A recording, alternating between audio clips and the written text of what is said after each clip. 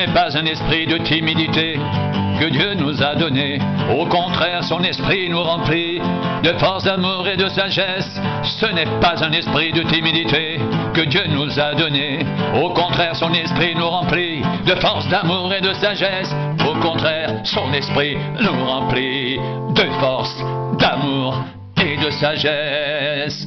Au contraire, son esprit nous remplit de force, d'amour et de sagesse. Au contraire, son esprit nous remplit de force, d'amour et de sagesse. Ce n'est pas un esprit de timidité que Dieu nous a donné. Au contraire, son esprit nous remplit de force, d'amour et de sagesse. Au contraire, son esprit nous remplit de force, d'amour et de sagesse.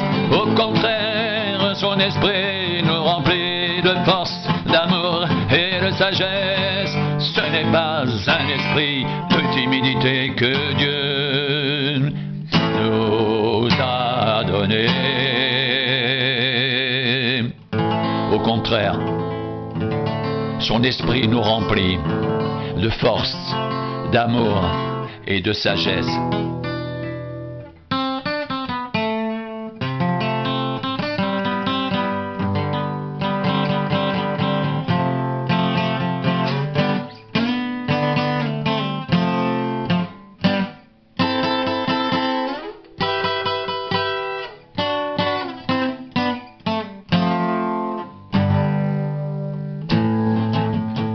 Ce n'est pas un esprit de timidité que Dieu nous a donné, mais un esprit de force, d'amour et de sagesse.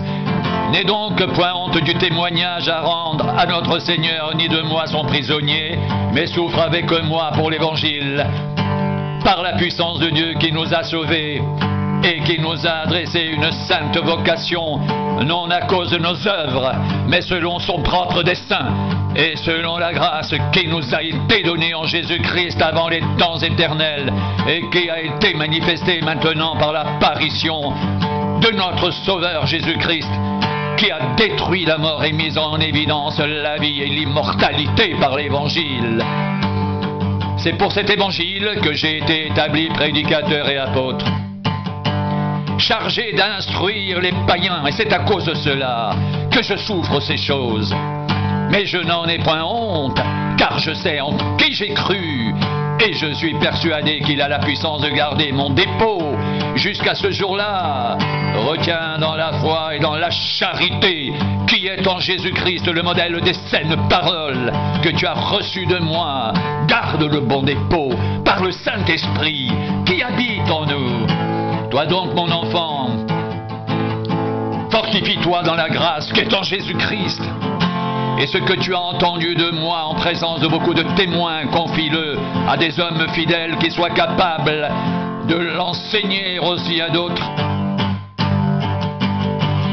Souffre avec moi comme un bon soldat de Jésus-Christ. Il n'est pas de soldat qui s'embarrasse des affaires de la vie s'il veut plaire à celui qui l'a enrôlé. Et l'athlète n'est pas couronné s'il n'a combattu suivant les règles. Il faut que le laboureur travaille afin de recueillir les fruits. Comprends ce que je dis, car le Seigneur te donnera de l'intelligence en toutes choses.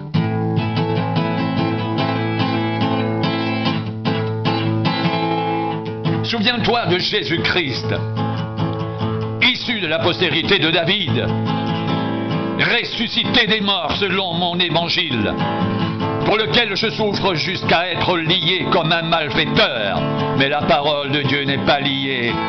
C'est pourquoi je supporte tout, à cause des élus, afin qu'eux aussi obtiennent le salut qui est en Jésus-Christ, avec la gloire éternelle. Cette parole est certaine. Si nous sommes morts avec lui, nous vivrons aussi avec lui. Si nous persévérons, nous régnerons aussi avec lui. Si nous le renions, lui aussi nous reniera. Si nous sommes infidèles, il demeure fidèle, car il ne peut se renier lui-même. Rappelle ces choses en conjurant devant Dieu qu'on évite les disputes de mots qui ne servent qu'à la ruine de ceux qui les écoutent.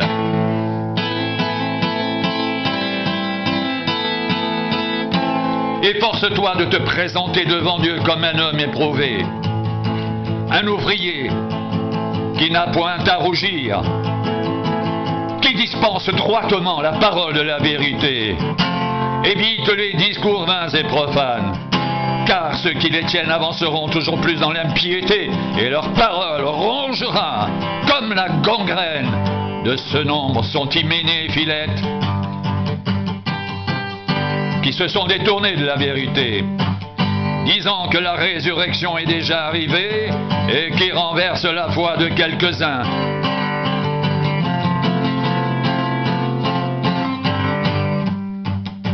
Néanmoins, le solide fondement de Dieu reste debout, avec ses paroles qui lui servent de sceau. Le Seigneur connaît ceux qui lui appartiennent et quiconque prononce le nom du Seigneur, qu'il s'éloigne de l'iniquité.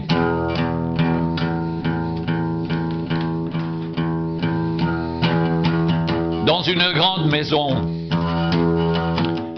il n'y a pas seulement des vases d'or et d'argent, mais il y en a aussi de bois et de terre. Les uns sont des vases d'honneur et les autres sont d'un usage vil. Si donc quelqu'un se conserve pur en s'abstenant de ces choses, il sera un vase d'honneur, sanctifié, utile à son maître, propre à toute bonne œuvre. Fuis les passions de la jeunesse et recherche la justice, la foi, la charité, la paix avec ceux qui invoquent le Seigneur. D'un cœur pur, repousse les discussions folles et inutiles, sachant qu'elles font naître des querelles.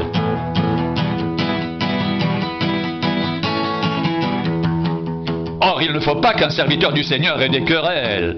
Il doit, au contraire, avoir de la condescendance pour tous, être propre, enseigné, doué de patience.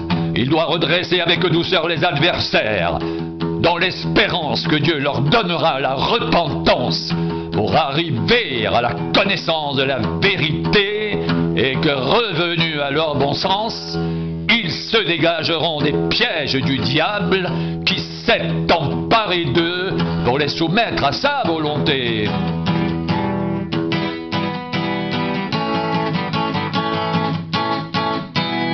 Sache que dans les derniers jours, il y aura des temps difficiles, car les hommes seront égoïstes, amis de l'argent, fanfarons, hautains, blasphémateurs, rebelles à leurs parents, ingrats, irreligieux, insensibles, déloyaux, calomniateurs, intempérants, cruels, ennemis des gens de bien, traîtres, emportés, enflés d'orgueil, aimant le plaisir plus que Dieu, ayant l'apparence de la piété, mais reniant ceux qui ont fait la force. Éloigne-toi de ces hommes-là. Pour toi, tu as suivi de près mon enseignement, ma conduite, mes résolutions, ma foi, ma douceur, ma charité, ma constance, mes persécutions, mes souffrances. À quelle souffrance n'ai-je pas été exposé à Antioche, à Icône, à Lystre? Quelle persécution n'ai-je pas supportée? Et le Seigneur m'a délivré de toutes. Or, tous ceux qui veulent vivre pieusement en Jésus-Christ seront persécutés.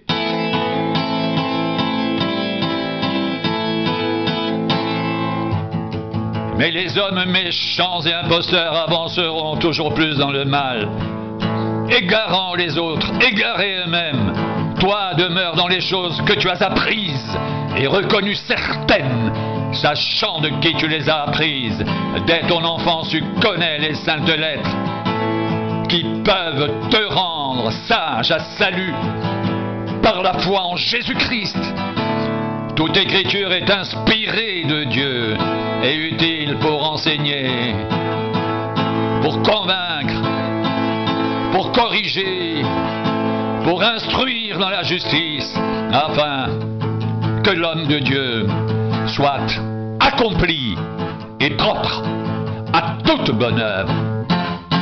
Je t'en conjure devant Dieu et devant Jésus-Christ, qui doit juger les vivants et les morts, et au nom de son apparition et de son royaume, prêche la parole, insiste en toute occasion, favorable ou non, reprend, censure, exhorte, avec toute douceur et en instruisant.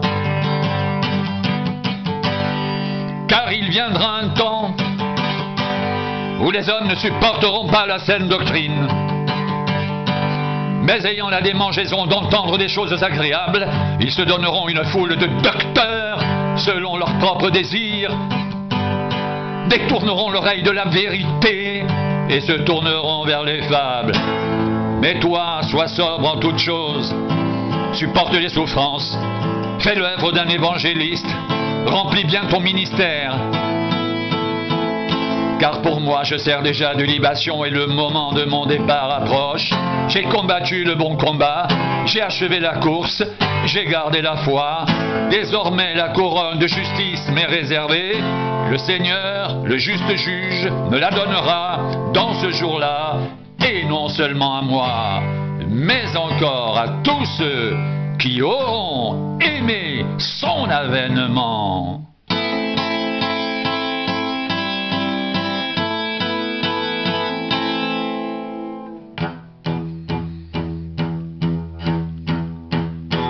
Dans ma première défense, personne ne m'a assisté, mais tous m'ont abandonné. Que cela ne leur soit point imputé.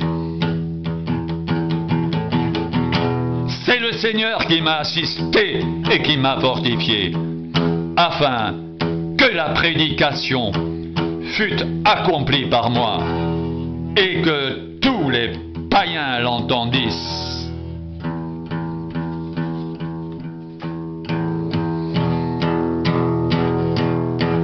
J'ai été délivré de la gueule du lion.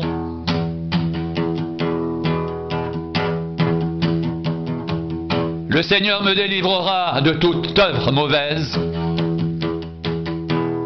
et il me sauvera pour me faire entrer dans son royaume céleste. À lui soit la gloire au siècle des siècles. Amen.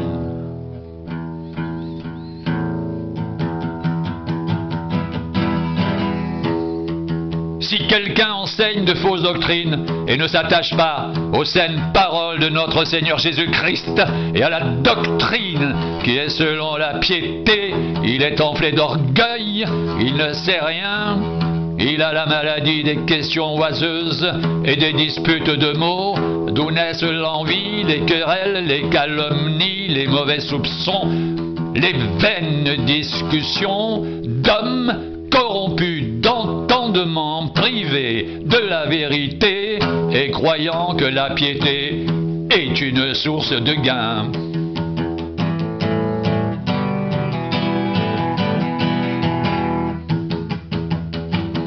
C'est en effet une grande source de gain que la piété avec le contentement, car nous n'avons rien à porter dans le monde et il est évident que nous n'en pouvons rien emporter.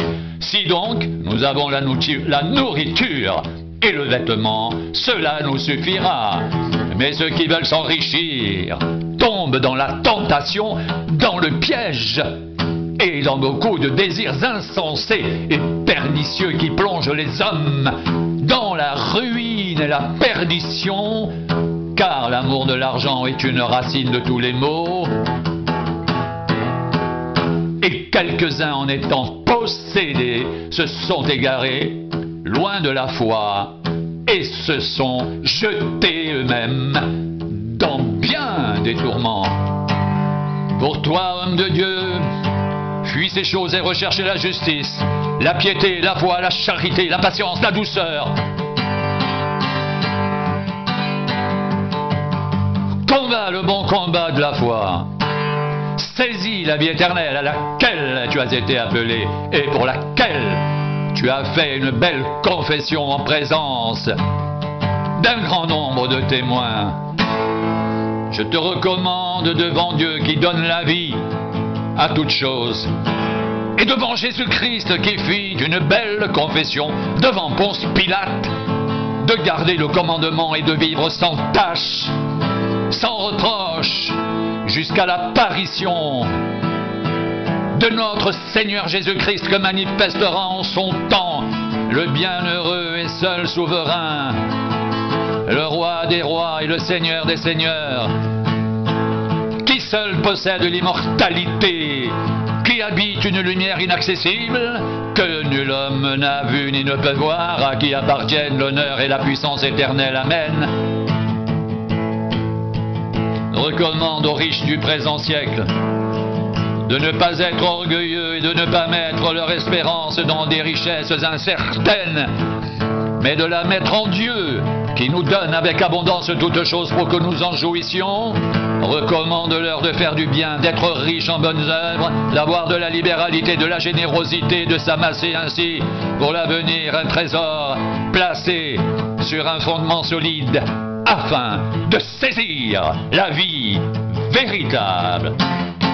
Ô Timothée, garde le dépôt, en évitant les discours vains et profanes et les disputes de la fausse science, dont font profession quelques-uns qui se sont ainsi détournés de la foi. Que la grâce soit avec vous.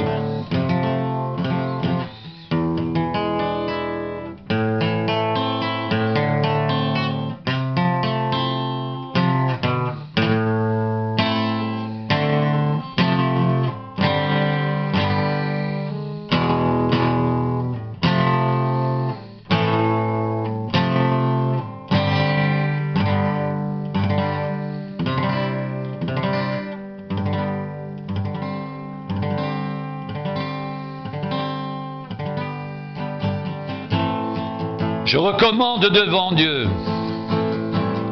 qui donne la vie à toutes choses, et devant Jésus-Christ, qui fit une belle confession devant Ponce Pilate, de garder le commandement et de vivre sans tâche, sans reproche, jusqu'à l'apparition de notre Seigneur Jésus-Christ que manifestera en son temps le bienheureux et seul souverain, le roi des rois et le Seigneur des seigneurs, qui seul possède l'immortalité, qui habite une lumière inaccessible que nul homme n'a vue ni ne peut voir, à qui appartiennent l'honneur et la puissance éternelle. Amen.